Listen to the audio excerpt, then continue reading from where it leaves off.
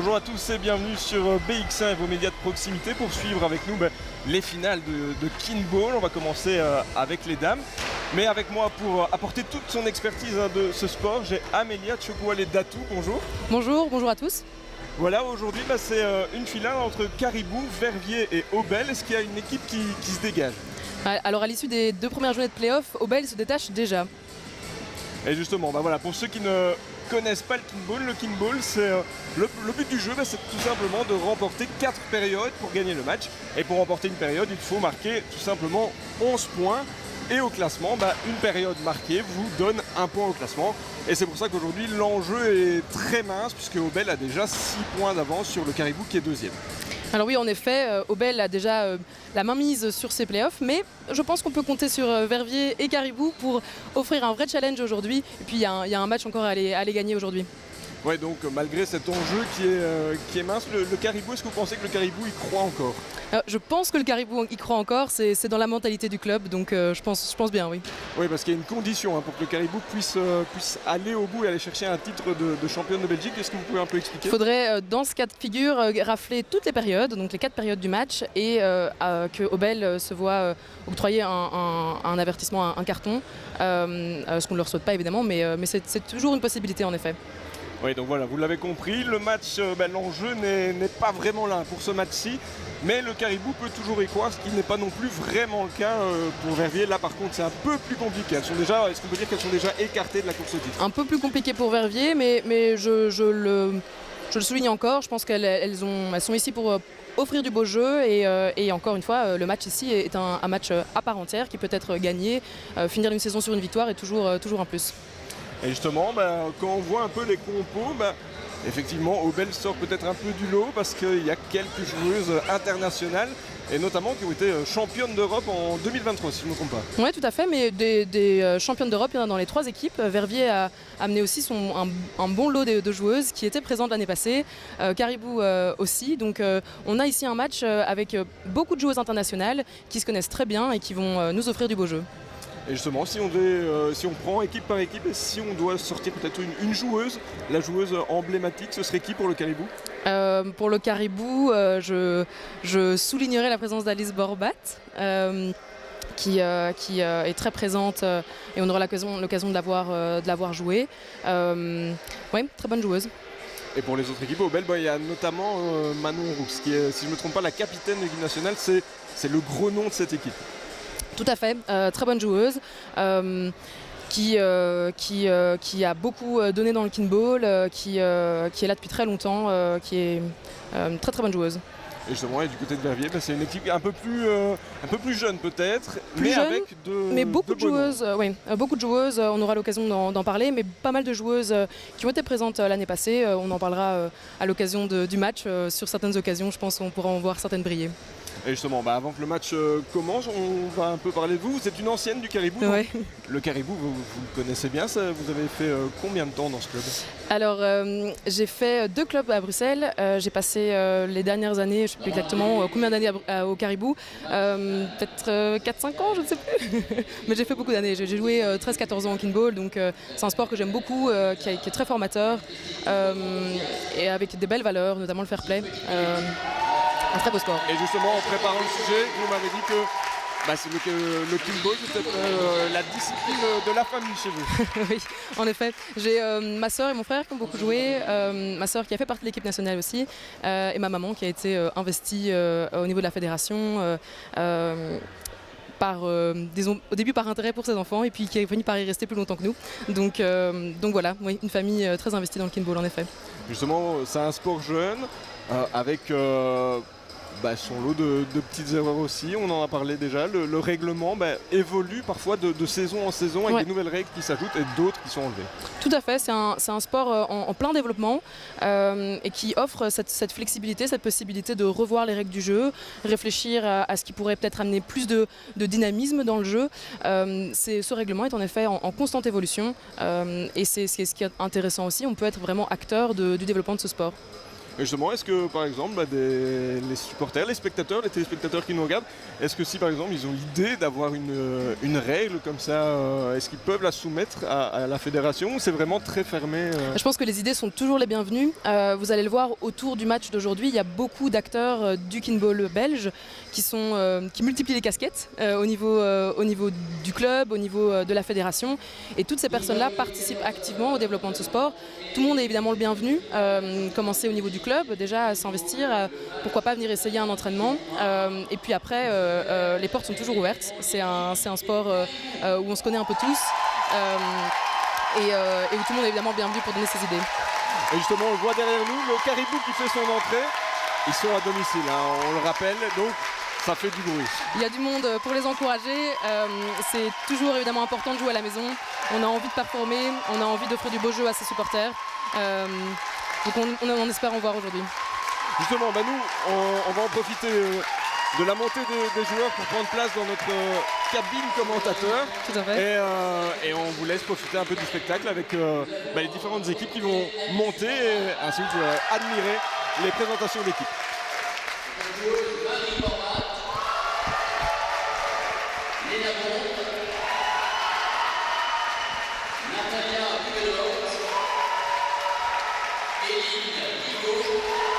Et donc voilà, ici on est de retour aux commentaires. Et bien voilà, on voit en gros plan les joueuses du Caribou. On a fait un peu le tour, il y a quand même quelques gros noms, vous l'avez dit, notamment Alice Borbat, qui multiplie les casquettes dans le kinball. Elle est présidente de la fédération, elle est également arbitre.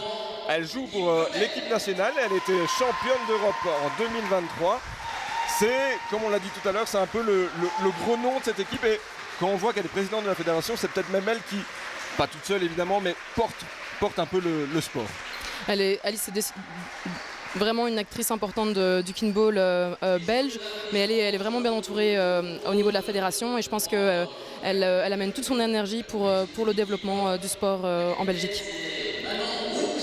Et justement, Manon Roux, on en parlait, c'est le gros nom, si on a envie de dire, du club Tétebel, capitaine de l'équipe nationale. Elle a été 4e avec la Coupe du Monde en 2019, championne d'Europe aussi, et notamment meilleure joueuse en Coupe d'Europe en 2023.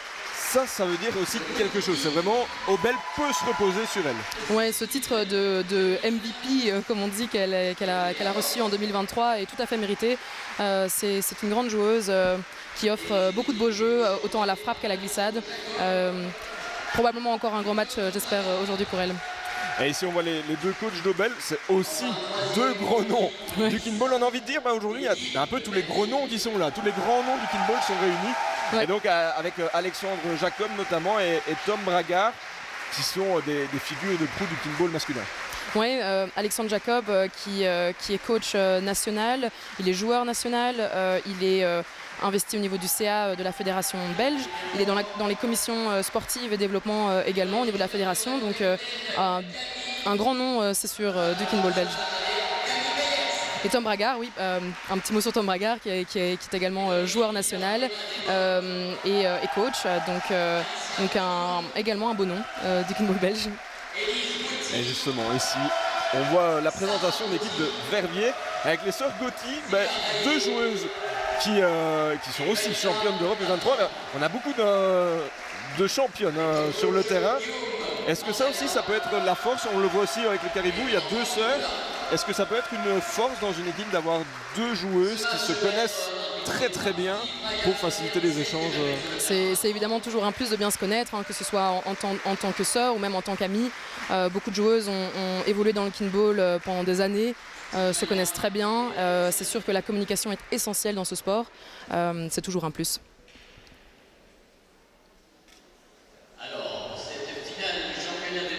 Et ici on vient de voir les arbitres qui tapent dans la main des joueuses. C'est toujours particulier. Ça montre aussi l'état d'esprit de ce sport qui est très respectueux de certaines valeurs et comme on l'a dit tout à l'heure aussi inclusif, mais qui insiste vraiment sur le respect de chacun au final. Alors le fair play est vraiment un élément essentiel de ce sport. Il régit les interactions des joueurs et des joueuses sur le terrain et des interactions envers l'arbitre. C'est toujours dans le respect de l'autre et il y a en effet des points de fair play qui sont attribués aux équipes qui sont des points pris en compte dans le décompte des points. Donc c'est vraiment une preuve de la centralité de ce fair play dans ce sport. Et donc vous le voyez à l'écran, donc le Caribou Bruxelles évoluera avec les chasubles bleus. Obel sera en chasuble grise et Verviers en chasuble noir. Et on va procéder au toss un peu.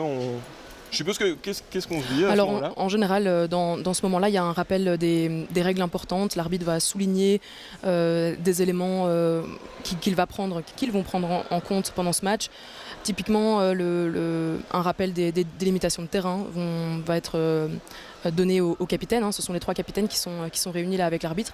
C'est comme d'une salle à l'autre, le terrain peut être agencé différemment. Vous voyez, le sol est marqué de pas mal de couleurs. Donc l'arbitre va rappeler notamment des limitations de terrain, les règles importantes qui pourraient être sifflées en cas de faute.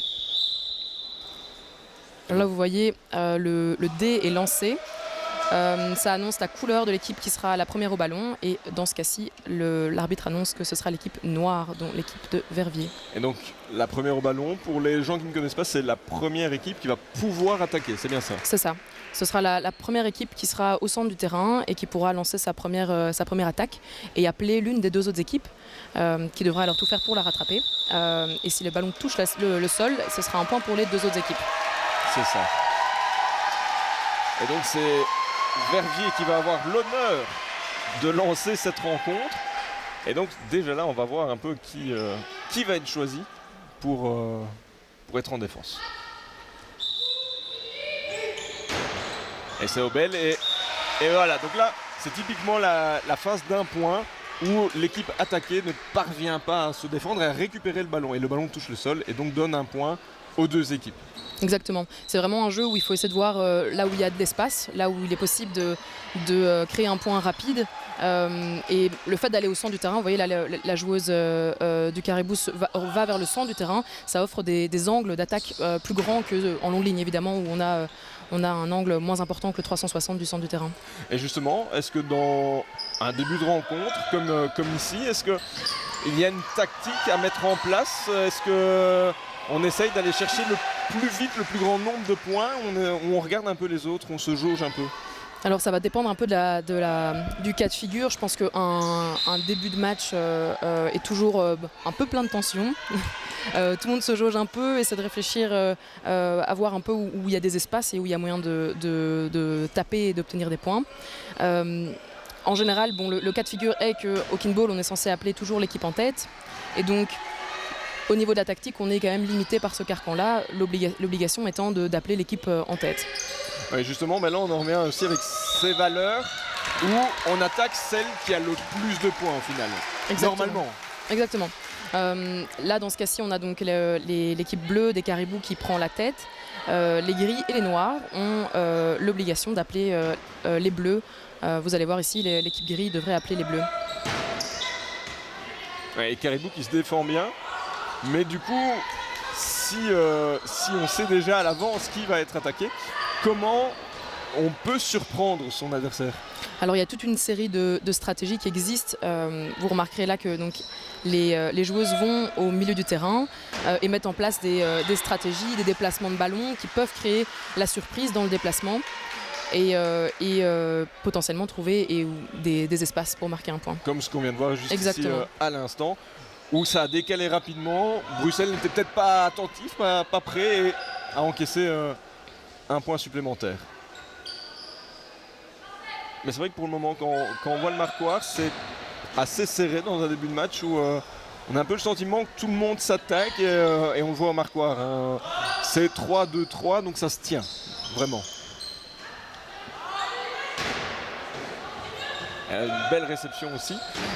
Parce qu'il faut rappeler aux gens qui ne connaissent pas ce sport que le ballon fait 1,22 m de diamètre. Donc le rattraper, c'est pas toujours facile, c'est pas toujours simple. D'autant plus que j'ai eu l'occasion de tester ce ballon avant de venir commenter avec vous.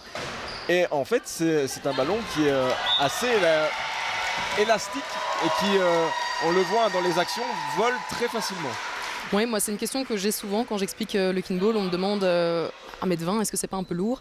C'est de l'air, hein, donc c'est assez léger, mais c'est vrai que c'est plus, je dirais plus encombrant. Il faut prendre un peu le pli, mais avec l'habitude, c'est assez facile de manipuler le ballon. Mais c'est vrai que ça peut être un peu impressionnant au début.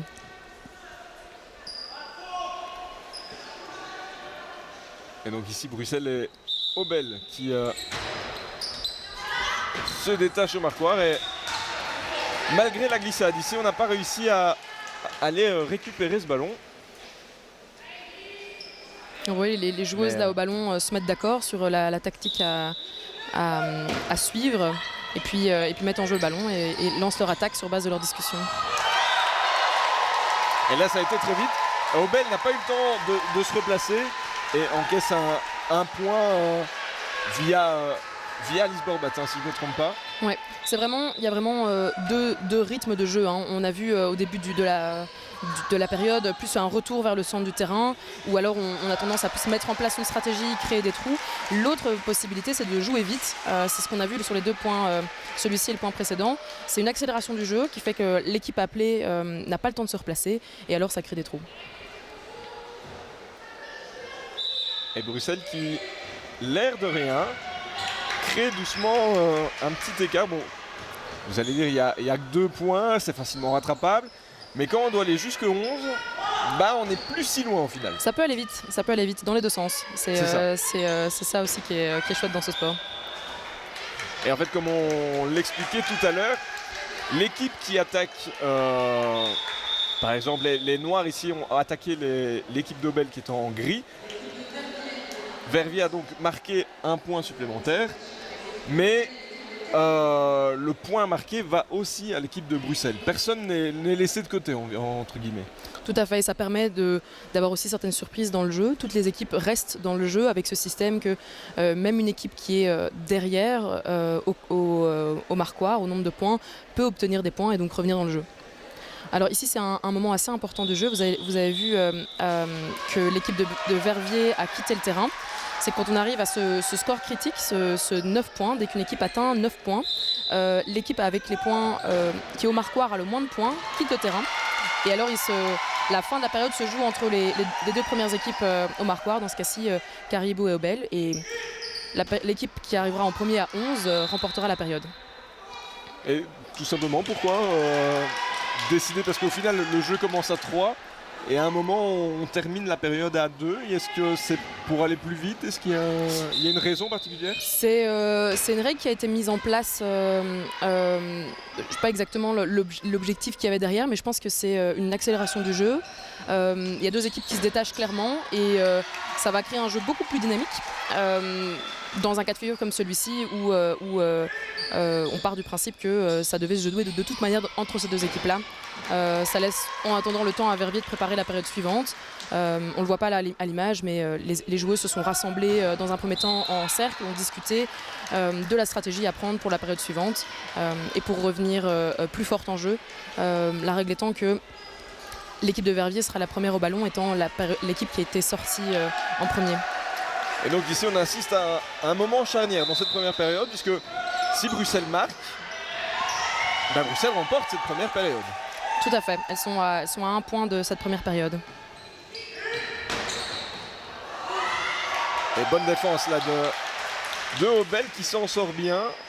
Et on les voit très attentives.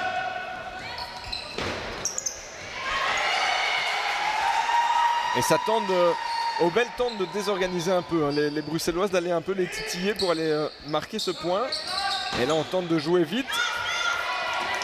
Et voilà, c'est peut-être une frappe assez trop faible pour venir surprendre Obel. Et puis il y a toujours, on le voit, c'est pas la première fois qu'on le voit, il y a toujours cet intérêt de revenir au centre.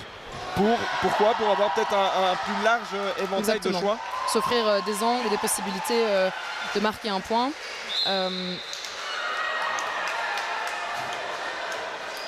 Et donc là la période est remportée par Bruxelles. Alors qu'Obel avait le sentiment d'avoir stoppé la balle. Ouais, j'ai manqué le geste de l'arbitre qui aurait pu expliquer Ah. Alors on revoit ici au ralenti. Elles sont en dehors des limites, il me semble. Hein. Ah non, non, du tout. On le voit, elles sont dans les lignes oranges.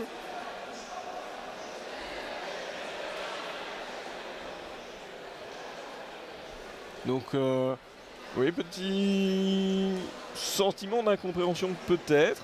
Bon, visiblement, ça n'a pas perturbé Obel. Hein. Elles sont là sur le banc, elles sont en train de...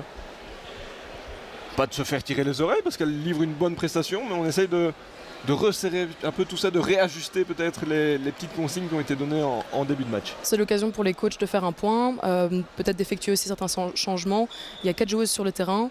Les bancs offrent la possibilité de faire tourner, de mettre au repos certaines joueuses. C'est quand même un sport très physique. Hein. On voit les joueuses qui glissent, qui courent après le ballon. Alors on verra un peu quelles sont les décisions qui sont prises là par les coachs.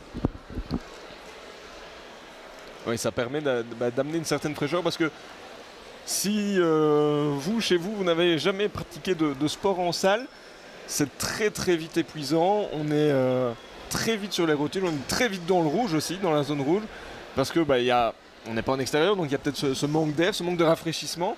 Et donc c'est là aussi l'importance d'avoir un banc de qualité, mais un banc assez large aussi pour pouvoir faire des choix et des changements assez souvent, puisque si je ne me trompe pas, les changements sont illimités, on doit juste les faire quand il y a une petite coupure. Exactement. Donc, pas de changement pendant le jeu, mais à tout arrêt de jeu, il est possible de faire des changements. Et j'ajouterais aussi sur l'aspect à quel point ce sport peut être fatigant, c'est le fait qu'il y a 4 joueuses sur le terrain et chaque joueuse a un rôle sur tous les ballons. Donc il n'y a pas un moment où une joueuse n'a pas une fonction. Pour que le ballon pour qu'une attaque puisse être effectuée, il faut que les 4 joueuses de l'équipe qui attaquent touchent le ballon.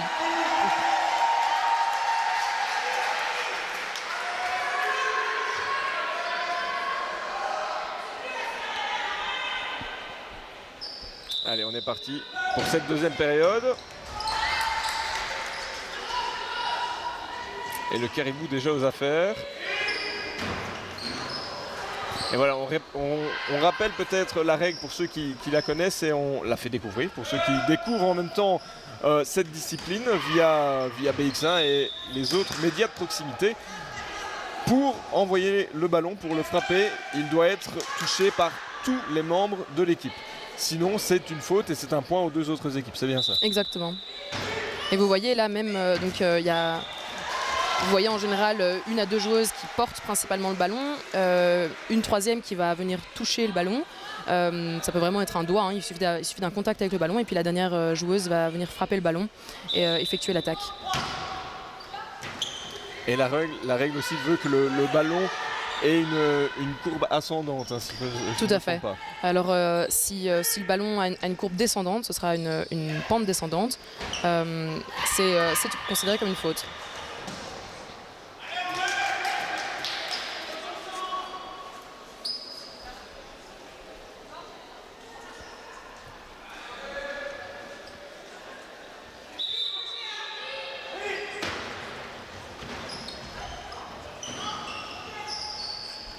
Donc là on a 3 équipes qui ne se démarquent pas, qui sont à égalité. De nouveau une entame de période assez serrée. Et on en parlait là juste maintenant, on vient d'avoir un exemple de pente descendante. Le ballon est allé directement en direction du sol. Et on le revoit ici. Sans aucun contact de l'équipe adverse. Alors il y a en général une coéquipière qui va crier un magnifique laisse quand elle voit que le ballon part en descendante, parce qu'évidemment si dans ce cas-ci la joueuse Lena qui était dans la direction du ballon avait touché le ballon avant qu'elle touche le sol, c'est considéré comme si elle avait joué le ballon et donc il n'y a pas pente descendante.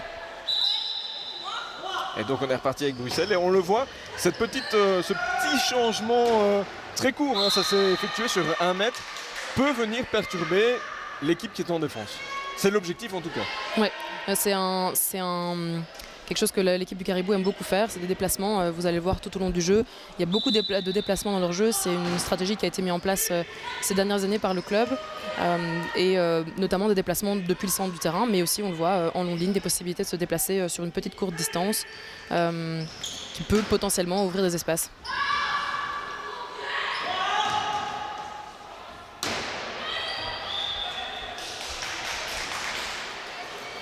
Et donc ici on a un peu assisté à une lutte Verviers-Aubel où le Caribou, on a vu les 4 joueuses du Caribou se mettre aux 4 coins du terrain pour, je suppose, couvrir un peu plus de terrain et ne pas être surprise potentiellement. En général, quand on a moins de chances d'être appelé, on va s'écarter un peu du jeu.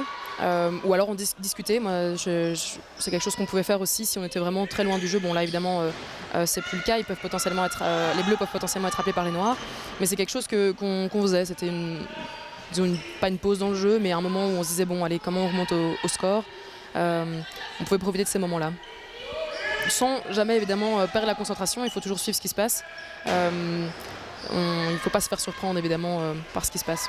Oui, d'autant que le jeu peut aller très vite via les déplacements et même via tout simplement le rassemblement des joueuses, où ça peut aussi surprendre. On vient de le voir ici, une belle frappe. Le ballon est quand même sorti, mais ça compte quand même. En fait, si j'ai bien suivi les règles, si j'ai été bien briefé par Fanny Mayer et Alice Borbat qui sont sur le terrain du côté du Caribou, le ballon peut sortir de la zone de jeu, mais les joueuses et les joueurs peuvent aller le rechercher, mais doivent toujours avoir un point de contact avec le terrain, c'est ça? C'est ce que l'arbitre va regarder. Il va regarder l'existence d'un contact avec le terrain, donc les lignes oranges que vous voyez à votre écran. Et ça peut être n'importe quel contact, ça peut être la main, le pied. Vous allez voir souvent l'option de glisser pour étendre, la jambe étant évidemment plus longue que le bras, pour étendre son corps, pour essayer d'aller chercher le ballon le plus loin possible tout en gardant un contact avec sa main dans le terrain. C'est un exercice pas facile, mais souvent très spectaculaire. Et là de nouveau, les 3 équipes qui se tiennent. Et ici on vient de voir la joueuse d'Aubel qui a tenté de contrer. Est-ce que qu'il y a une tactique derrière ça? C'était quoi l'objectif? Alors vous allez voir qu'il y a différents postes qui sont existants. C'est le rôle d'une rapprochée. C'est ces joueuses qu'on voit très très proches du ballon qui vont dévier le ballon de sa trajectoire et permettre à l'éloigner, donc celle qui se place un peu plus loin, de rattraper plus facilement le ballon. C'est un rôle très important qui peut aussi potentiellement dynamiser les jeux parce que le ballon peut être rattrapé plus vite et donc jouer plus rapidement. Là, une joueuse a crié gel, c'est une indication au reste de l'équipe qu'on veut accélérer le jeu. En général, le gel est crié, l'équipe est censée prendre le contrôle du ballon, s'arrêter à l'endroit où elle est, et la joueuse qui a crié gel court et frappe le plus vite possible.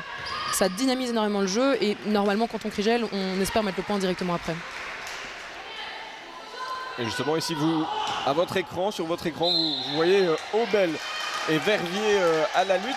Le Caribou était dans le coin gauche en train de discuter, d'essayer de mettre une stratégie en place, sûrement parce que pour l'instant, elles sont un petit point derrière les 2 autres formations.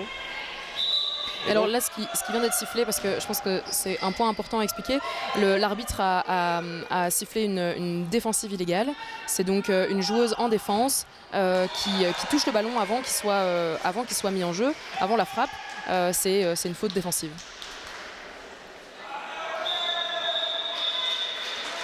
On a quand même de la chance d'avoir une ancienne joueuse de kickball avec nous, parce que c'est vrai que sur certains points de règle, on a envie de dire les règles de base sont relativement simples à comprendre, mais c'est vrai qu'il y a certaines, un peu comme dans tous les sports, vous allez me dire, mais certaines petites règles qui sont un peu plus pointues, ouais, et où il faut une expertise.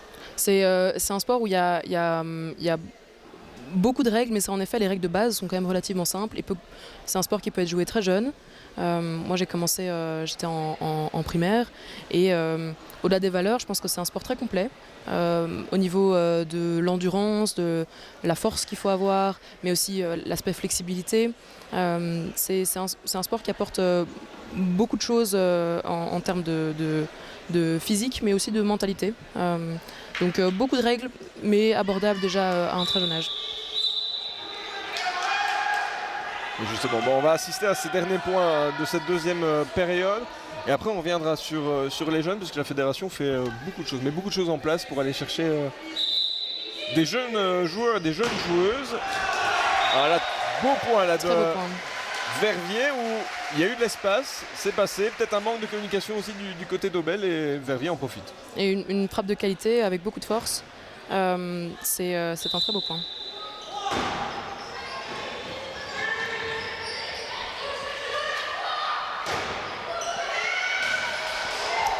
Ici, on voit bien, hein, les joueuses gardent leurs mains dans le terrain, elles essayent à tout prix de garder, mais malheureusement, la première joueuse au contact a détaché sa main est sortie du terrain et donc c'est extérieur pour... On le revoit ici, et oui, là, elle quitte complètement le terrain.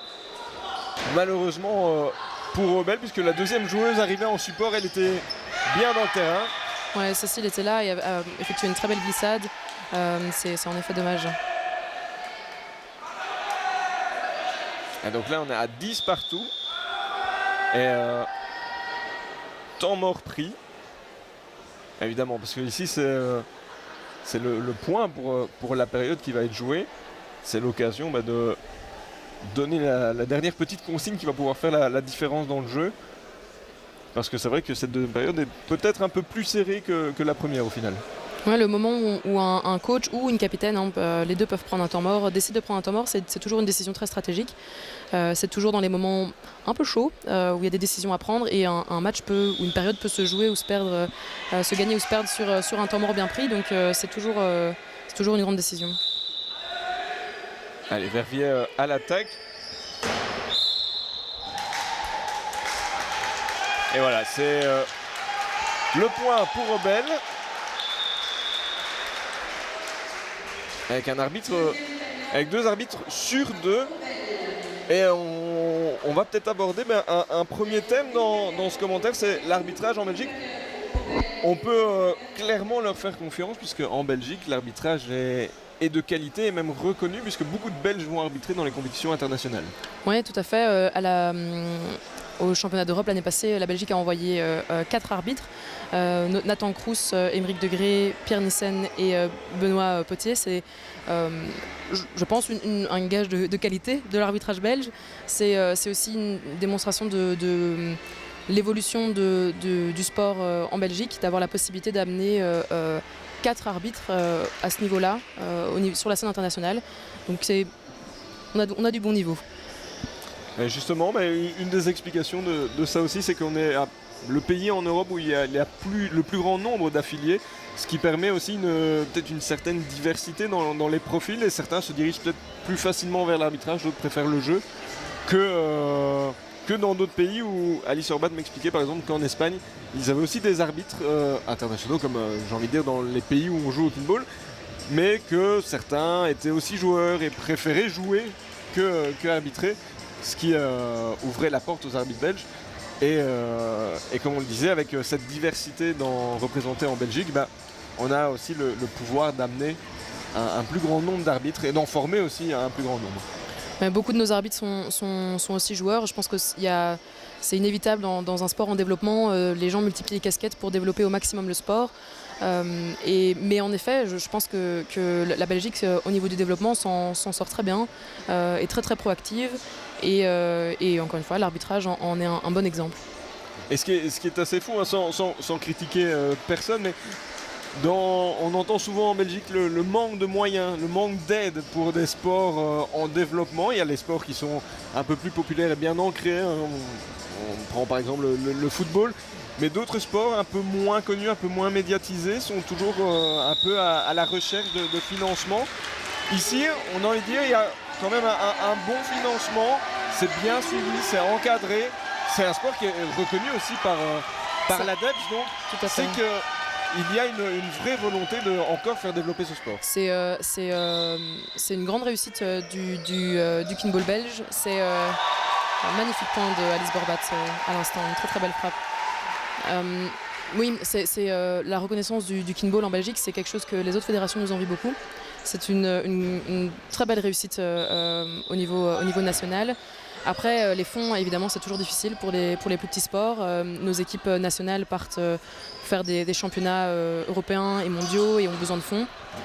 Donc c'est toujours quelque chose où les joueuses et les joueurs finissent par mettre de leur poche. Donc c'est évidemment toujours quelque chose de compliqué pour un sport en développement, en espérant évidemment que ça s'améliore avec le temps. Ouais, parce qu'on le rappelle, ça reste un sport qui est majoritairement amateur en Belgique. Je ne sais pas si en Belgique il y a des professionnels, je ne pense pas. Non. Comparé à d'autres pays par exemple, où là c'est vraiment une discipline bien ancrée et phare, comme par exemple le Canada où le sport s'est créé notamment au Québec, c'est vraiment le pays du kinball. Ouais, le Canada évidemment. Et là, Bruxelles qui doit laisser filer cette balle et malheureusement. Un bel effort collectif.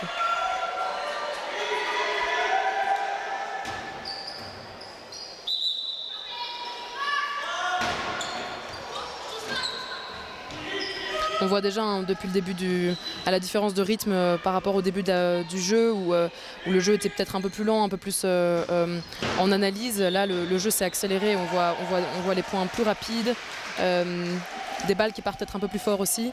Le jeu est définitivement lancé. Et justement, dans les frappes, bon, ici on l'a déjà vu, Verviers, c'est souvent des grosses frappes.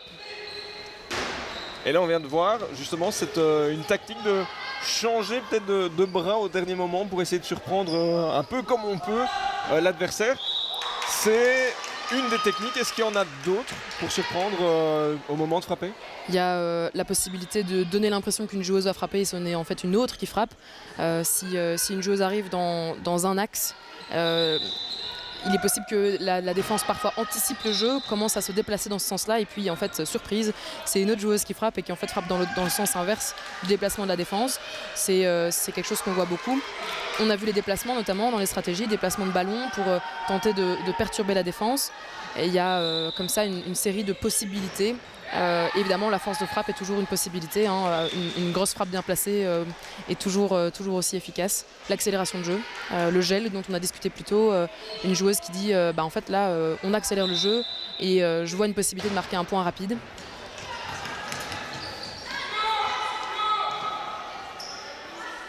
Et là on voit, vous l'apercevez pardon, dans le coin gauche, Verviers qui s'est un peu retiré pour discuter, rectifier le tir aussi, parce que là elles sont un peu mal en point. C'est ce que je mentionnais plus tôt, cette possibilité quand on est un peu en retard au score, tout en restant sur le terrain, de discuter, de suggérer des alternatives pour trouver une solution et se sortir de cette période de moins bien. Évidemment, le score n'empêche pas un retour. C'est comme on l'a dit, le kinball, ça va vite. Et là, beau point du Caribou Bruxelles avec Alice Borbat qui avait le point rageur. Et donc, on revient sur ce qu'on disait plus tôt, aussi ce qu'on expliquait plus tôt. L'enjeu n'est peut-être plus vraiment là pour le titre, mais elles ont quand même envie d'aller chercher une victoire à domicile pour la dernière de la saison. Ouais, je pense que toutes ces joueuses-là, elles ont la compétition dans le sang, elles ont toujours envie. Un match de kinball, ça se gagne.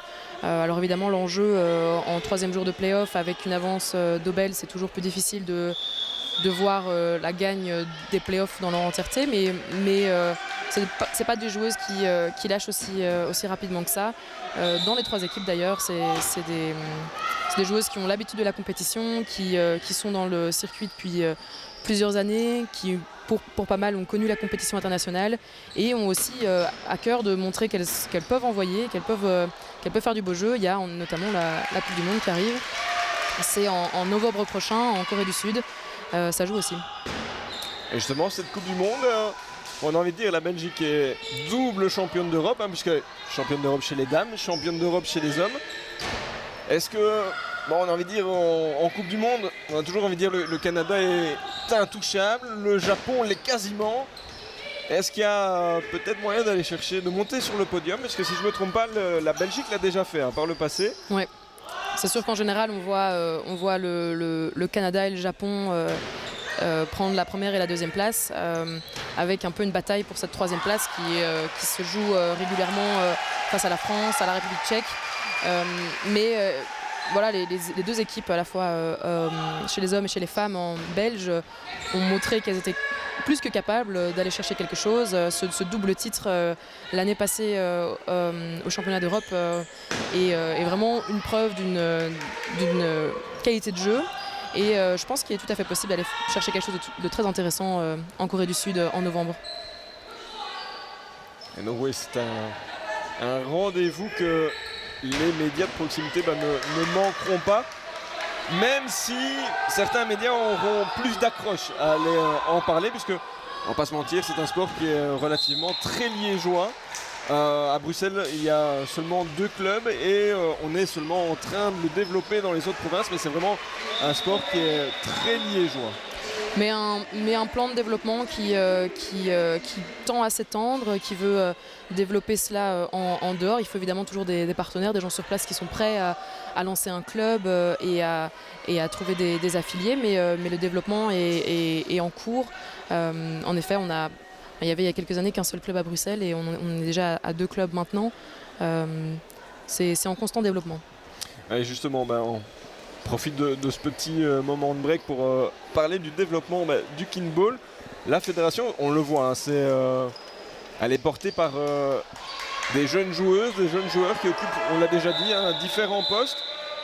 Et bien ces jeunes personnes sont motivées et vont aller chercher dans les écoles certains jeunes en leur montrant, en faisant des démonstrations, en organisant des tournois aussi interscolaires. C'est pour faire développer ce sport et même les autres sports de manière générale. C'est là qu'il faut aller. Est-ce qu'ils ont bien visé en allant dans les écoles? Oui, il y a beaucoup de jeunes qui ont commencé à l'école. Moi, j'ai commencé par mes cours de sport. Mon prof de sport avait créé un club et j'ai commencé comme ça. Donc oui, il y a plein d'initiations dans la province de Liège, mais aussi à Namur, dans le Hainaut, dans le Brabant wallon. C'est des initiations dans les écoles puis qui mènent à en effet des tournois interscolaires et potentiellement des nouveaux affiliés pour les clubs. Et justement, donc les initiations, il y en aura une prochaine à la Louvière, donc durant le mois de mai. Ça à vous de vous renseigner sur le site du kickball, donc kickball.be.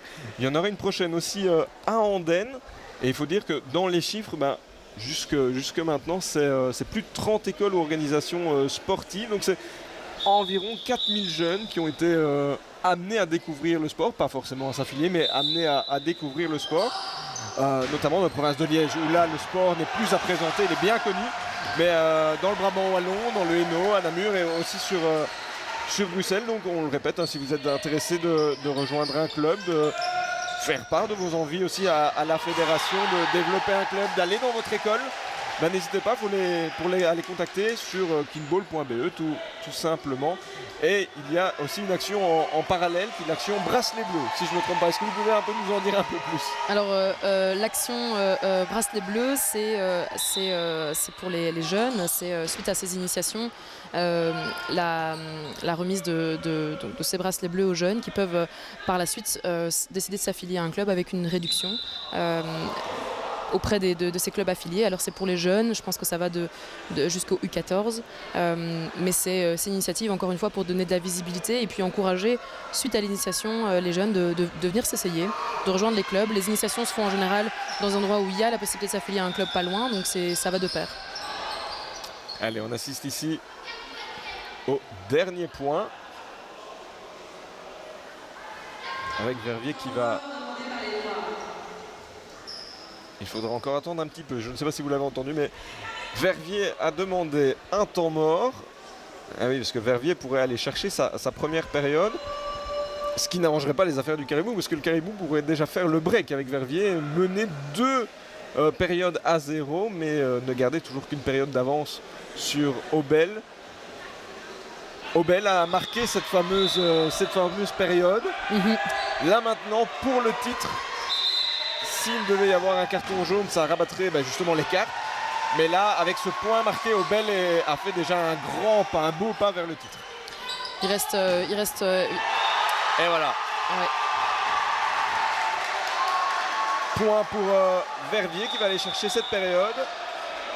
On voit les filles du Caribou très déçues sur ce point. Je pense qu'elles avaient quelque chose à jouer là-dessus. Et on voit ici la tentative.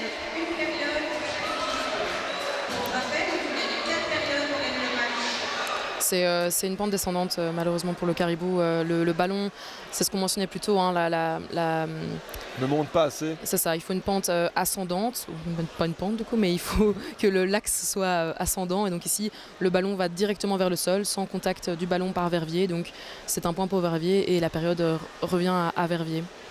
Et justement, c'est un peu ce genre de point où où on peut râler, puisqu'au final on a la balle, on domine un petit peu dans le jeu et au final sur une erreur, on offre la période à son adversaire. Ouais, c'est toujours compliqué au niveau du mental hein, quand on retourne sur le banc après une période qu'on aurait pu avoir. J'ai des souvenirs de retour sur le banc où il faut mettre la période de côté, se relancer. Parfois, ça peut être utile d'effectuer un changement hein, pour celles pour lesquelles la période a peut-être un peu trop marqué les esprits. Faire une petite pause sur le banc. Parfois, la stratégie, c'est de les relancer directement et dire bon, on va chercher la suivante à la rage. Il y a clairement un coaching à faire après une période comme ça où il y avait quelque chose à aller chercher et ça se passe pas comme on veut. Et justement, on a fait un petit tour, hein, si vous l'avez vu, des différents bancs. Évidemment, on a envie de dire du côté d'Aubel, on a un peu le sourire, même si on ne domine pas, mais on a un peu le sourire. Du côté de Verviers, on a un peu le sentiment de prendre ce match plus comme de l'expérience pour la prochaine saison.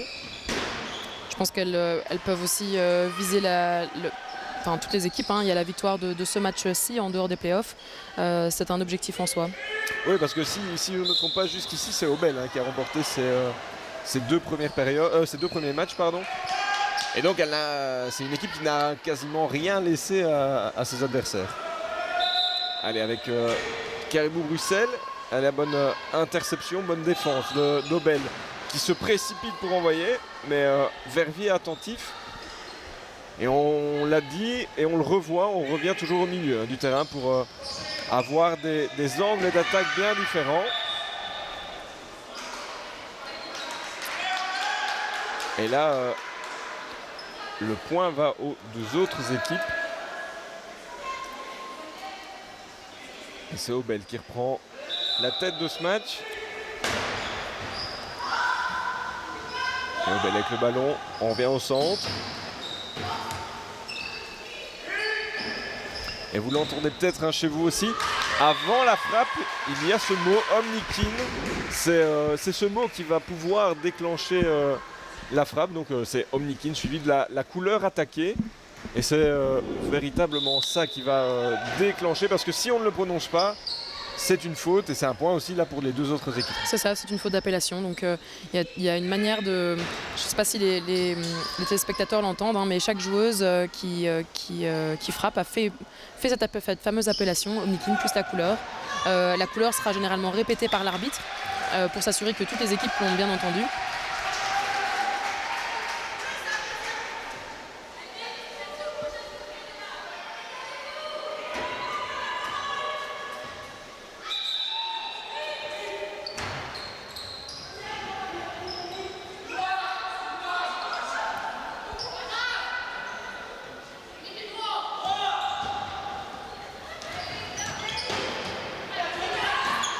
La belle interception. C'est ce genre de phase hein, qu'on expliquait plus tôt qui est assez surprenante, assez impressionnante aussi à voir. C'est vraiment la volonté de se déployer de tout son long pour aller chercher cette balle. C'est toujours impressionnant. C'est ce qui peut faire aussi hein, la beauté de ce sport. Où on pourrait dire que c'est au final un sport de salle avec une grande balle. Le résumé malheureusement comme ça. Mais on le voit, c'est un sport qui peut être aussi parfois très impressionnant. Ouais, on joue vraiment avec tout le corps. On est vraiment complètement engagé.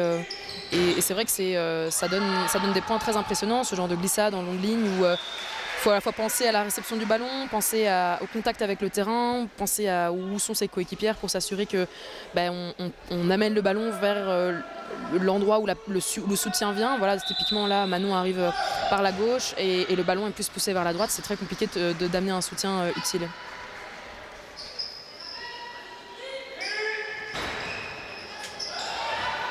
Ici, on revoit un peu. Elles sont attentives et ça a bien fonctionné. Par exemple, dans ce genre de situation, elles étaient à 3 sur la balle. Et ça leur a plutôt bien réussi. Ouais, on parlait de connaître ses coéquipières. C'est un bon exemple de situation où connaître les joueuses avec qui on joue aide énormément. Quand on a refait... Quand on a glissé des centaines de fois à côté de cette joueuse, on sait un peu comment réagir, comment amener le ballon et ici on le voit sortir. justement, elle ne glisse pas à deux, La première va glisser et l'autre attend pour pouvoir réceptionner le ballon plus calmement.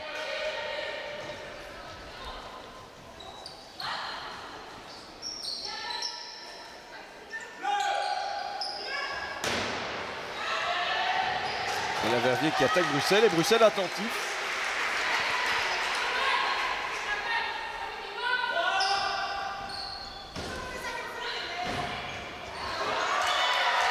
Et la belle frappe. Et c'est vrai que ici par exemple, hein, c'est vraiment typique. On a vu Verviers laisser passer le ballon, ne pas se jeter non plus à corps perdu dans un ballon perdu et ne pas peut-être gaspiller trop d'énergie dans la réception d'une balle qui n'est pas dramatique au final à laisser passer. Ça dépend un petit peu des réactions, hein. Parfois c'est vraiment purement de la surprise. On ne s'attend pas que le ballon arrive à cet endroit-là. On s'attendait pas. Il y a eu un peu de cafouillage au ballon au niveau de Caribou et donc parfois c'est juste, on s'attend juste pas que le ballon arrive. Et puis parfois c'est un mauvais placement. C'est toujours un peu difficile de savoir ce qui se passe à ce moment-là.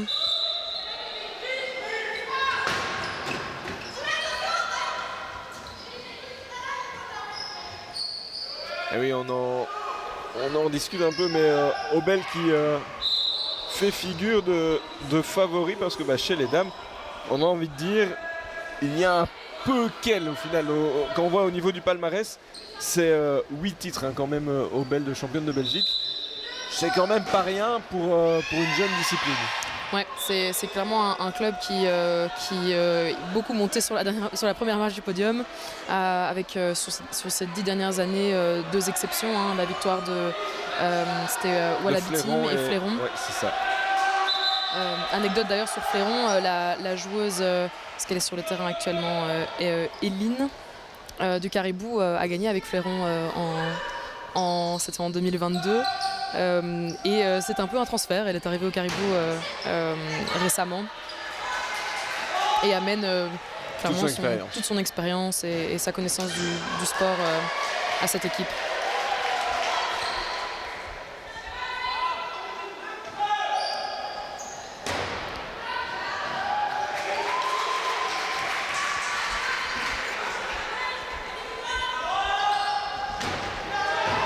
Et là on a tenté de surprendre Verviers. Finalement les Verviétoises attentives. Voilà, finalement sanctionné. Et donc voilà, c'est Obel qui sort une nouvelle fois. Et donc ce sera pour cette 4e période déjà. Une petite finale entre Bruxelles et Verviers. Avec, on l'espère, soyons un peu chauvins du côté bruxellois, avec le point qui va peut-être tomber du côté du Caribou.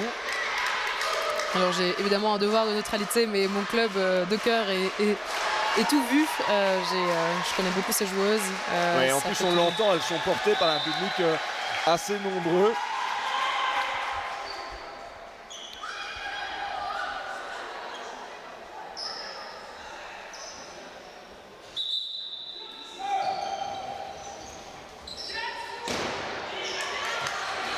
Bien réceptionné ça en défense.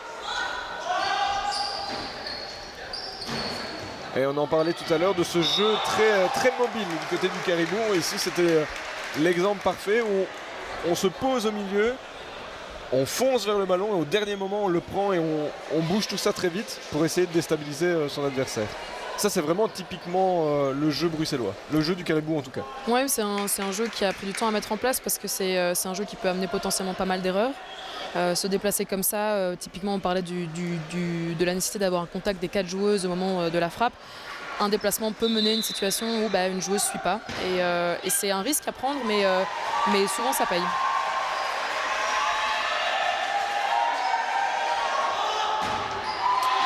Et voilà pour la victoire et ils sont très contents. Je me doute, et la période. C'est ça, et la période qui tombe dans l'escarcelle bruxelloise. Et on revoit ce point et cette frappe qui est impressionnante, qui est puissante. Et les 2 joueuses là de Verviers ne savent rien faire.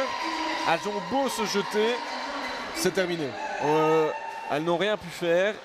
Et donc le point va à Bruxelles tout simplement. Donc Bruxelles qui mène 2 périodes à 1 pour Obel et 1 pour Verviers. Et donc n'est au final plus qu'à 2 périodes de la victoire. Du match du moins. Ouais, la victoire de ce match en effet. Ça va être intéressant de voir comment les Obel et Verviers se relancent. Je pense que ce n'est pas fini. Et justement, quand on est du côté d'Obel, dans la situation d'Obel et de Verviers, c'est quoi un peu les mots qu'on peut se dire sur le banc? Alors, je pense pour Obel, il y a l'obligation d'engager, de dire que oui, dans le cas de figure actuel, on a gagné, mais garder cet engagement, je pense que le coach, le message doit vraiment être de se relancer, garder la dynamique et finir sur une note de victoire, hein, le goût de la victoire complète, disons, gagner ces 3 matchs, c'est ce pourquoi il faut pousser. Pour Verviers, c'est une situation un peu plus compliquée, hein, mais je pense relancer l'engagement,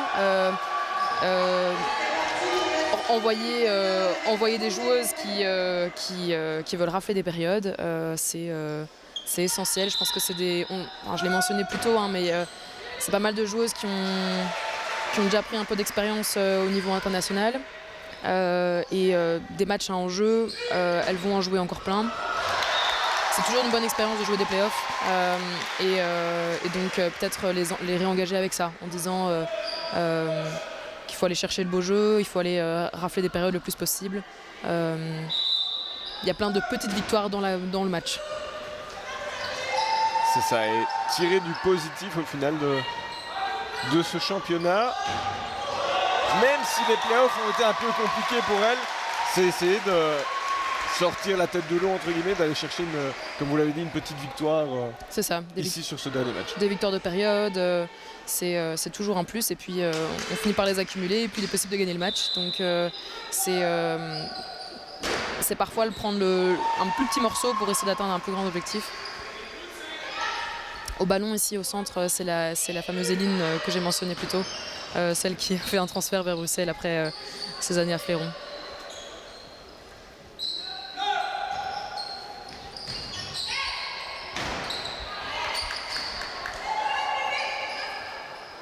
Et donc oui, ici, Bruxelles qui va engager tout ça. Avec Alice Borbaté, une lourde frappe et le point pour Bruxelles. C'était une très belle frappe, hein, celle-ci, très puissante. Ouais. On voit ça. Oui, elle vient frapper avec l'avant-bras. Et la force fait que tout simplement, elle va chercher le point. Et on a vu aussi un peu de surprise. Ouais, Cécile l'a rapproché c'est des frappes très difficiles à dévier. Hein. On a beau être proche du ballon quand ça va fort et que c'est pas dans l'angle qu'on attend, se replacer rapidement est difficile.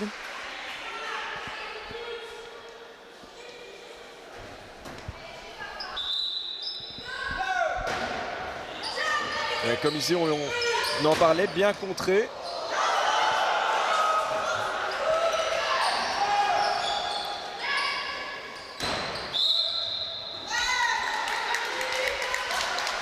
Alors, je ne sais pas si vous voyez les gestes que font les arbitres.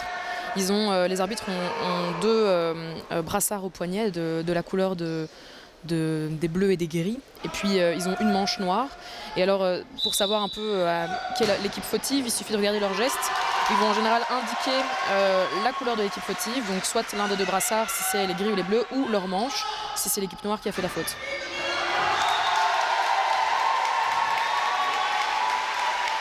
Ouais, c'est plutôt un système assez malin au final d'utiliser ces 2 brassards et cette manche au final. En général, ils vont se retourner vers le marquoir, hein, pour clairement indiquer aux personnes qui doivent changer les points quelle est l'équipe fautive et quelles sont les 2 autres équipes à qui donner des points du coup. Hein. Oui, un peu comme au basket, pour ceux qui suivent un peu le basket. Les arbitres se tournent vers la table pour indiquer les fautes. Exactement. Et qui a fait la faute.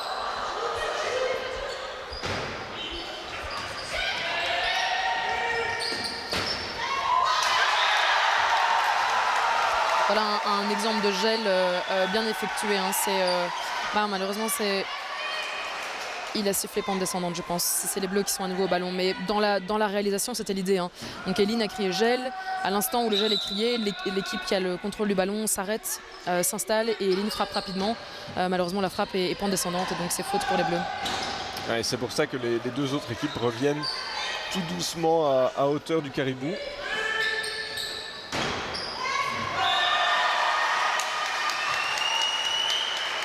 Mais on voit qu'à la table, ça se regarde un peu. Non, finalement, c'est point pour le caribou. Ouais, je pense qu'il y avait peut-être débat sur si cette frappe était pente descendante, ouais. Mais la décision arbitrale accorde le point au caribou et à Verviers. Et ça a été vite au final.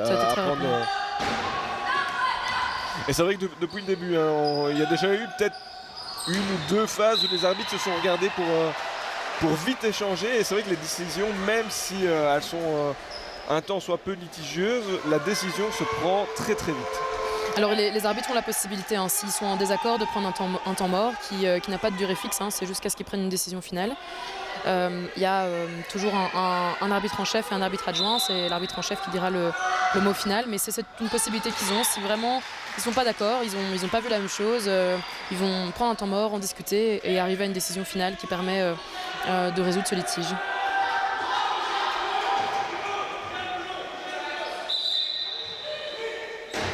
Alors, et là avec ce point, Bruxelles élimine une nouvelle fois Obel. C'est évidemment toujours une stratégie. Hein, quand on sait qu'une équipe va être automatiquement sortie à ce fameux stade des 9 points, on va essayer d'attaquer l'équipe qu'on souhaite voir sortir du terrain. Avec évidemment l'avance qu'a Obel, l'objectif sera de sortir Obel du terrain. C'est ce qu'on a pu voir sur les dernières périodes. Et donc ici, le caribou est à 2 points d'aller remporter sa 3e période.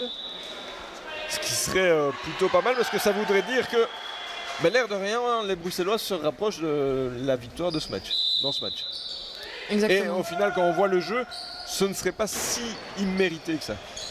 Je pense qu'elles offrent du beau jeu, elles ont accéléré là. Ça mène évidemment parfois à des fautes, hein, on l'a vu, les pentes descendantes et ces choses-là, mais ça offre aussi des points. Et ici on le voit, une nouvelle fois, cette stratégie d'être très mobile. On n'a pas réussi à déstabiliser Verviers, mais on tente quand même des choses. Verviers est bien en place, hein. Elles suivent bien, elles communiquent, je ne sais pas si vous les entendez, hein, mais elles se parlent. Hein. Là, elles se font en une position d'étoile, un peu pour que ce soit presque impossible de savoir où est-ce qu'elles vont frapper. Et dans ce placement-là, elles se parlent, elles se font des gestes. La communication, c'est vraiment très important et elles font ça bien. Et justement, ici, sur la frappe de Verviers, le ballon descendait un peu trop, au goût de l'arbitre, visiblement. et Bruxelles a pris le point. Et n'a donc plus qu'un point de cette 3e période. Et là, belle frappe. Et là aussi, hein, une certaine intelligence de jeu, de voir au bon moment le trou qui se fait. On le voit ici, avec une nouvelle fois une frappe assez puissante. Et Alice Borbat qui à bout de doigt, on a envie de dire, a essayé de stopper ça, mais malheureusement pas possible. Et ici, avec Verviers, une nouvelle fois. Et Verviers qui... le ballon descend. C'est ça. Et donc le caribou remporte sa 3e période. On n'est plus qu'à une période de la victoire finale de ce match pour le caribou. Et l'air de rien, ça devient très intéressant parce qu'on le disait en début de rencontre, l'enjeu n'était plus vraiment là en début de match puisque il y avait ces fameux 6 points au classement d'écart entre Obel et le caribou. Mais on le répète, hein, donc si le caribou venait à remporter cette dernière période, ça le prendrait 4 points, plus les 2 points associés à la victoire de la rencontre, ça ferait 6 points, elle reviendrait à égalité d'Obel, sauf que Obel a marqué cette fameuse période et donc prend 1 point et donc serait mathématiquement championne de Belgique pour un seul point. Et c'est pour ça qu'ici, la seule chose qui pourrait permettre au Caribou d'espérer un titre, ce serait une carte jaune, mais même pas en plus. Il en faudrait peut-être une deuxième pour essayer de diminuer les points au classement, puisque une carte jaune est synonyme d'un retrait d'un point. C'est ce qu'on évoquait tout à l'heure. Mais donc là, c'est vrai qu'une carte jaune, vous m'expliquez tout à l'heure que c'était déjà assez très rare. Mais 2, c'est encore plus rare. C'est vraiment, on parlait du fair play plus tôt dans notre commentaire. C'est tellement essentiel dans ce sport que c'est pas dans la mentalité des joueuses d'aller chercher un comportement presque anti-jeu. Donc c'est pas quelque chose qu'on voit souvent, c'est pas quelque chose qu'on souhaite voir sur les terrains de kinball. C'est pas l'esprit. C'est pas l'esprit. Il y a vraiment ce respect mutuel entre les équipes vis-à-vis de l'arbitre. Il y aura toujours cette envie de bien se comporter, donc c'est très très rare.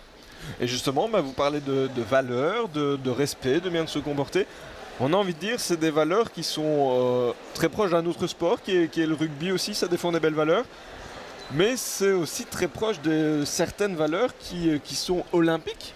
Et nous sommes dans une année olympique. Le kinball n'est malheureusement pas un sport pour le moment olympique, donc vous ne le verrez pas à Paris cet été. Mais c'est un sport qui rentre clairement dans les grilles d'évaluation pour devenir un jour un sport olympique. D'autant plus que c'est porté par 2 grands pays de sport comme le Canada et le Japon. Ouais, c'est un sport qui est en plein dans ses valeurs collectives. Alors évidemment, il est encore fort jeune et c'est pas quelque chose qu'on attend pour Paris 2024, ni même après, mais c'est sûr que c'est ce qu'on souhaite pour ce sport. Une évolution qui serait positive. Il y a des acteurs nationaux et internationaux qui travaillent pour le développement, et puis un jour peut-être on verra ce sport sur nos écrans lors des Jeux Olympiques. Oui, d'autant plus que la Belgique performe bien, même très bien, donc très bien au niveau européen et bien au niveau mondial. Donc c'est vrai que pour la Belgique, ce serait aussi l'occasion de ramener une breloque olympique en plus à la maison et de faire encore un peu plus découvrir ce sport, puisque on le rappelle, les Jeux Olympiques, c'est aussi l'endroit pour amener certains sports, faire découvrir certains sports. On l'a vu notamment aux derniers Jeux Olympiques avec le baseball qui a refait son apparition. Il y a aussi du skateboard.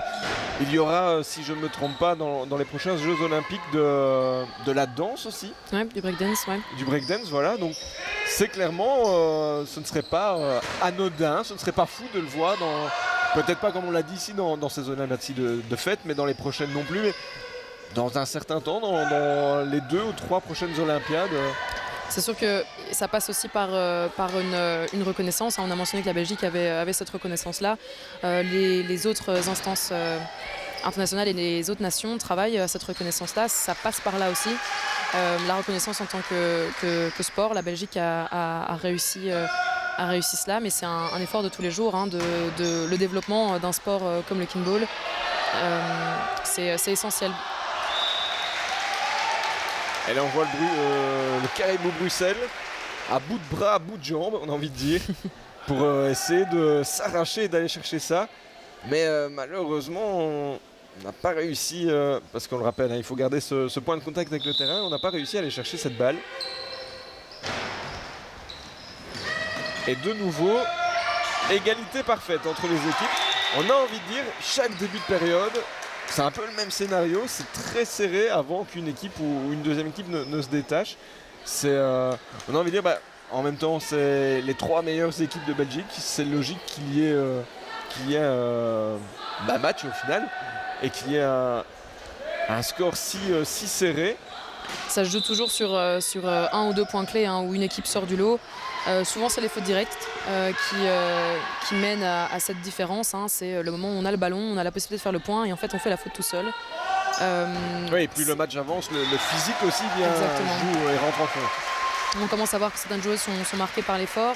C'est un sport très intense, on l'a dit, au niveau du physique, au niveau de l'endurance. Il y a toute la réflexion aussi, penser aux stratégies, la communication, ça demande beaucoup.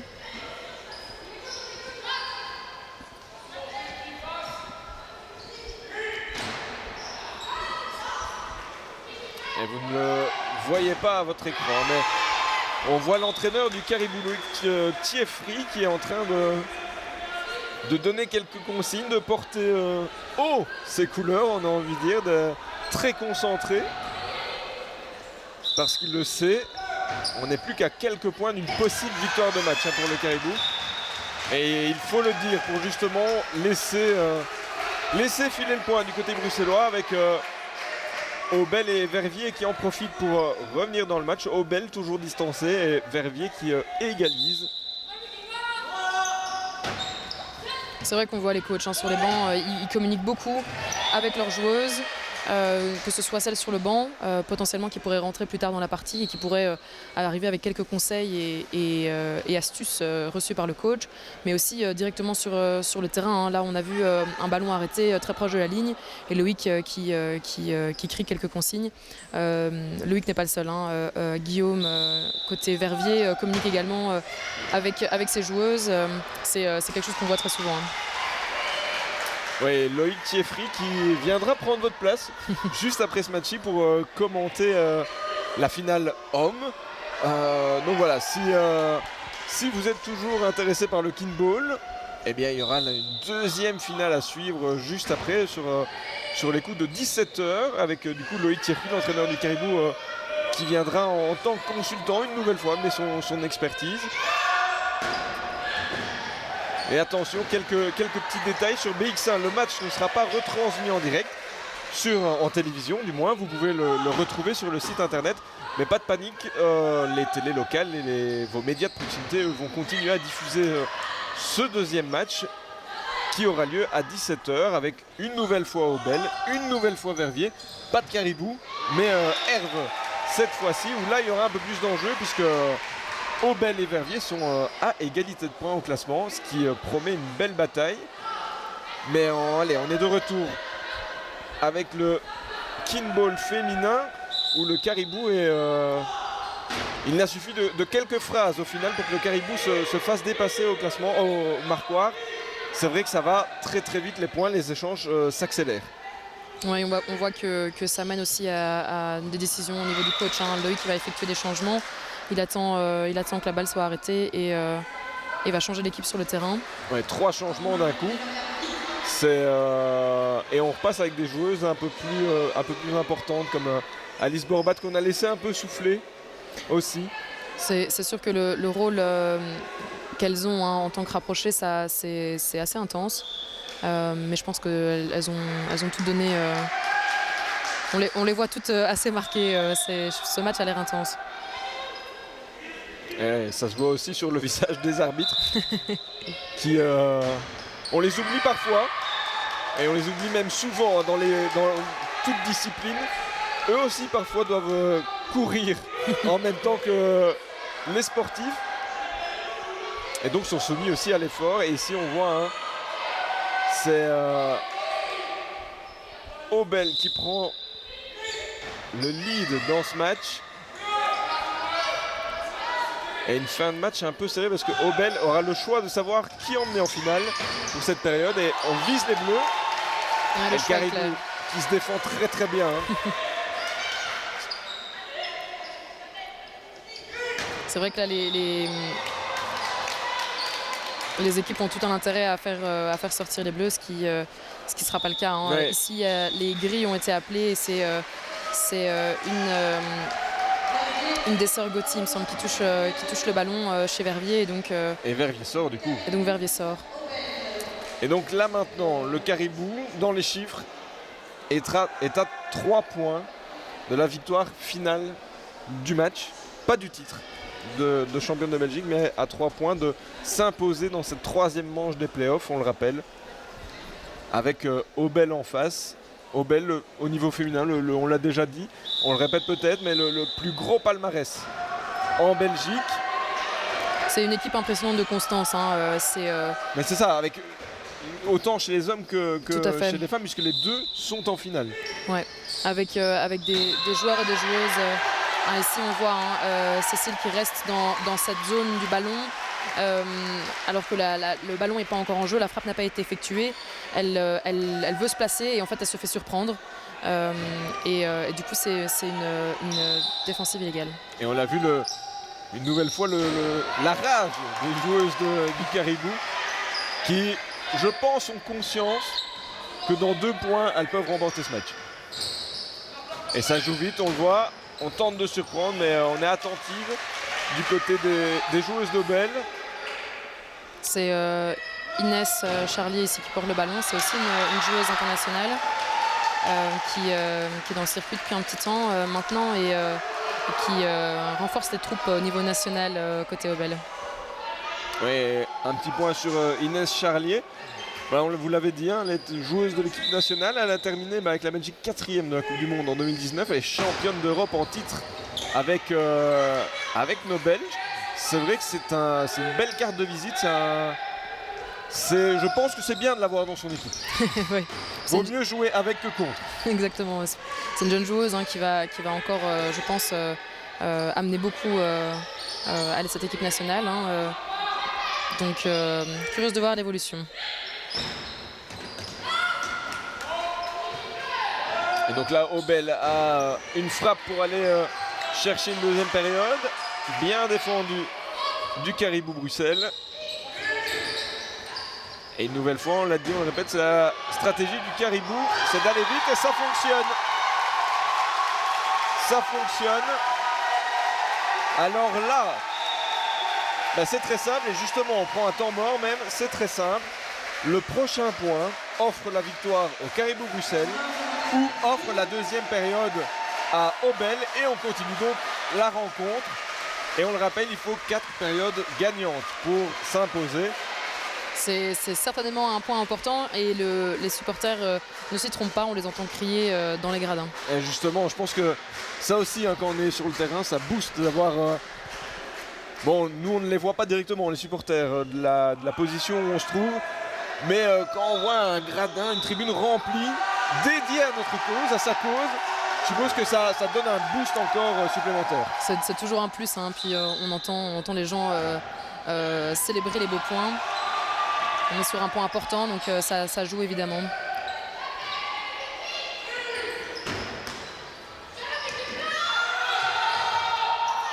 Il y a eu un gel qui a été tenté d'accélérer le jeu et puis on l'a senti directement. Manon a dit oulala, on va calmer le jeu, faisons quelque chose de structuré. Et voilà, c'est un manque d'un contexte. C'est terminé. Le Caribou remporte cette 3e manche de play-off. C'était un match incroyable avec, on le voit en marquoir, une nette domination 4-1-1. C'est assez fou. Et je suppose que vous l'entendez chez vous aussi, les spectateurs qui donnent de la voix. C'était au final une belle 3e manche de play-off. Ouais, c'est un très beau match de Caribou. C'était important pour elle. On sentait qu'on l'a senti dans le cri de rage de la fin. C'était important pour elle d'aller chercher ce match.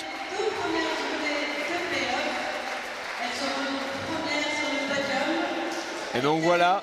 Donc Caribou remporte cette rencontre 4-1-1. Mais le titre revient donc à Aubel qui aura remporté les 2 premières manches des playoffs, ce qui aurait été au final très décisif. Ouais, Aubel qui a su faire ce qu'il fallait faire quand il le fallait et qui est arrivé aujourd'hui peut-être avec... en étant déjà un peu consciente qu'elles allaient avoir ce titre, elles auraient peut-être pu montrer plus aujourd'hui. Je pense que Caribou était à la maison, on les voit tout sourire. C'était important pour elles de montrer du beau jeu et d'aller chercher cette victoire. Ouais, on peut faire le tour de cette équipe gagnante. Il y avait Alice Borbat, Marie Borbat, Taline Rossignol, Léna Bonte, Eline Ligo, Nathalie Buckenhout et Fanny Mayer. Ce sont elles qui ont remporté ce match et on voit Loïc Thieffry qui se rajoute à la troupe. Ouais, d'autant plus l'émotion doit être grande. Une victoire dans ce dernier match, une victoire à domicile et une victoire écrasante. Tout est réuni. On a envie de dire peut-être il manque juste ce titre derrière, mais et on le voit au Bel, c'est un peu la soupe à la grimace. Évidemment, on s'attendait peut-être pas à être bousculé aussi fort dans le dernier match et on voit une grosse déception quand même Ouais, dans le camp d'Aubel. ça démontre aussi de la mentalité de gagnante qu'elles ont. C'est que juste gagner le championnat, c'était pas suffisant. Elles voulaient aller chercher toutes ces victoires. Je pense que c'est une preuve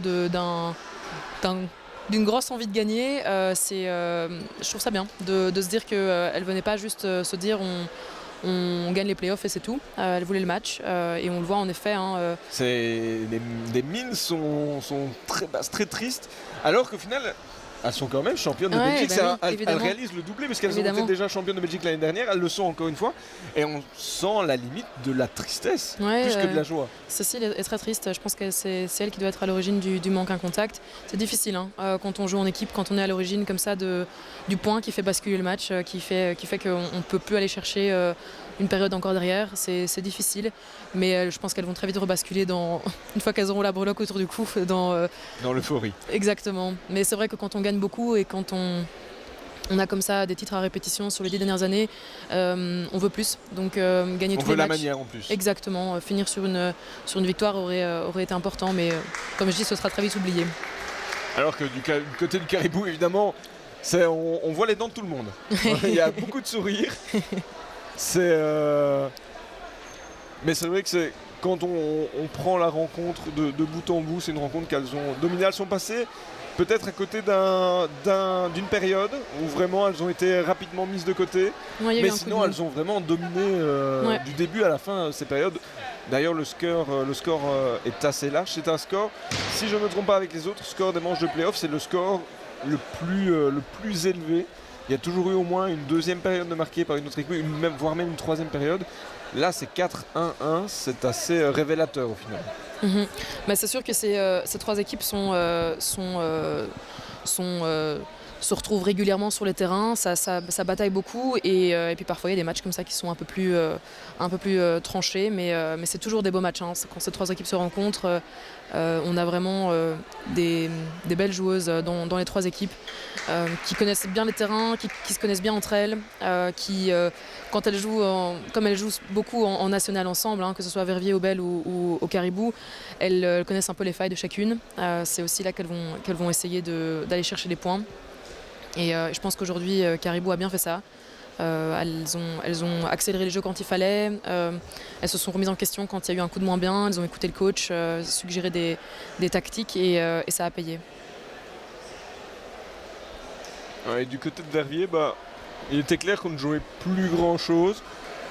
On allait chercher, comme on l'expliquait tout à l'heure, de l'expérience, surtout du plaisir, parce qu'au final, ça reste quand même une dernière manche de play-off. Être là, autant profiter aussi de cette chance de pouvoir disputer des rencontres contre les meilleures équipes du pays aussi. Oui, on mentionnait cette équipe de Verviers qui a quand même amené un beau vivier de joueuses au championnat d'Europe et qui a des chances de refaire pareil en Corée du Sud en novembre. On a Emma qui a fait partie de cette équipe, les sœurs Gotti, donc Sarah et Élise. Et Camille, ces quatre joueuses-là ont amené leur force au championnat et ont pris l'expérience en Espagne l'année passée. Je pense qu'elles continuent d'en prendre. Emma, c'est une très bonne joueuse. Elle est agréable à regarder jouer. Et je pense que c'est des joueuses qui peuvent continuer à évoluer au niveau national aussi. Je pense que toutes ces joueuses, que ce soit dans les trois équipes, se préparent pour ce championnat du monde en Corée du Sud. Les sélections ne sont pas encore faites. Ces matchs-ci jouent. Les joueuses sont regardées et montrer qu'on a envie d'aller chercher ce point, qu'on a envie d'aller chercher cette période, qu'on est capable de développer du jeu, de s'écouter, de se remettre en question. Tout ça, ça compte. Et ce sera clairement analysé pour cette sélection-là, pour cette compétition qui arrive en novembre, qui sera, j'en suis sûre, palpitante. Et justement, on a eu un petit retour sur le clan d'Aubel où on a vu quelques sourires commencer à apparaître. On se rend compte enfin peut-être du titre qu'on vient de décrocher. On est passé, on passe au-dessus de cette défaite un peu amère et se dire que c'est quand même une belle satisfaction d'aller chercher un titre. C'est un titre qu'elles ont décroché au long d'un long championnat tout au long d'un championnat. De belle saison. C'est ça, et c'est un titre, bon peut-être pas, ça ne reflète pas leur saison aujourd'hui, mais où elles ont peut-être été les plus constantes au final. Ouais, et puis on l'a dit, hein, le fait d'arriver comme ça à gagner à travers toutes les générations, parce qu'en 10 ans de victoire, il y a des nouvelles joueuses qui sont apparues, il y a des joueuses qui sont parties. Il y a un peu quelque chose à maintenir. C'est pas toujours facile de se dire bon bah il faut se relancer, il faut s'en sortir et il faut aller chercher cette victoire comme toutes celles avant nous. Oui, c'est ça, parce que le premier titre d'Obel c'était en 2011, c'est il y a 13 ans quand même. Beaucoup de joueuses n'étaient pas encore là et peut-être même n'avaient pas idée de jouer au kinball encore à ce moment-là. Oui, tout à fait. C'est toujours un tour de force de maintenir comme ça une constance et d'être toujours au top. Il y a des acteurs à souligner, hein. Les coachs font partie de ce travail-là. Ils amènent toute leur expérience et leur connaissance au niveau du club, mais aussi on parle d'Alexandre Jacob, hein, qui a son expérience au niveau international. Et voilà, Verviers qui se dirige vers la 3e place du podium, 3e du championnat de Belgique. Et on peut faire vite fait un petit tour des noms de cette équipe. Il y a Emma Delmotte, Sarah Gotti, Elise Gotti, Zia Rayé, Camille Beyers, Alicia Feno et Vanina Van Brabant. Et sur le banc, c'était Guillaume Mardaga et Antoine Groulard. Deux beaux noms aussi du kinball belge. Et on les voit, elles sont quand même tout sourire. Hein. Ça fait quand même plaisir d'aller chercher cette 3e place, une médaille. On aurait peut-être aimé aller chercher une période de plus, mais au final, elles, entre guillemets, n'avaient plus rien à jouer pour le classement aujourd'hui. Et donc, venir prendre cette 3e place, c'est très bien pour elles et pour les Verviétoises. Ouais, c'est une belle saison pour Verviers. Je pense qu'on les reverra souvent. C'est une équipe qui propose beaucoup. Donc, Et d'autant que c'est un effectif qui me semble très jeune aussi. Donc, très jeune, avec quand même, quand on voit le nombre de joueuses qui évoluent en équipe nationale, qui ont déjà participé à un championnat, qui l'ont gagné du coup, c'est quand même assez révélateur pour le futur. C'est une équipe jeune qui engrange de l'expérience, qui n'a peut-être pas encore certaines expériences à certains niveaux, mais qui dans quelques années c'est une équipe qui sera très dangereuse pour ce titre de championne de Belgique et qui iront peut-être, pourquoi pas, les défier au Bel. Oui, c'est une médaille. Hein. C'est toujours très plaisant pour le club de ramener quelque chose et ça souligne vraiment une saison, ça clôture cette saison sur une bonne note. Et félicitations à cette équipe de Verviers.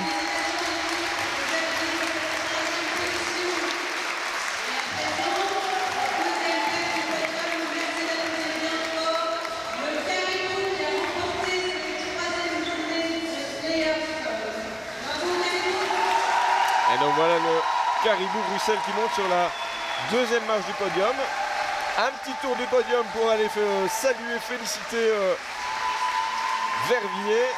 Et on monte sur cette 2e marche du podium.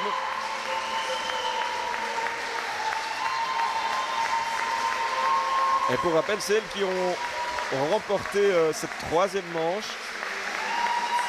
Et qui donc officialisent leur 2e place au classement. Et donc le Caribou Bruxelles, vice-championne de Belgique. C'est plutôt une bonne prestation pour les Bruxelloises. Ouais, je sais qu'elles voulaient plus. Hein. On en a parlé très tôt dans la saison. Je sais qu'elles le voulaient, ce titre. Elles ont fait une très très belle saison. Elles ont été chercher des beaux matchs. Mais ça, elles sont tout sourire. Je sais qu'elles sont très contentes et qu'elles se relanceront la saison prochaine avec toujours l'ambition d'aller chercher ce titre. Ça fait des saisons qu'elles y travaillent. Cette équipe se solidifie, elle est devenue plus stable avec moins de changements, moins de départ. Donc c'est une équipe qui a trouvé sa stabilité et qui se construit, qui a trouvé maintenant son rythme de jeu. Et c'est une belle 2e place. Et ça va être la fondation pour aller chercher plus. Et donc ici on voit Loïc Thieffry qui reçoit cette médaille d'argent et c'est lui qu'on retrouvera un peu plus tard dans la journée pour aller commenter ce match masculin.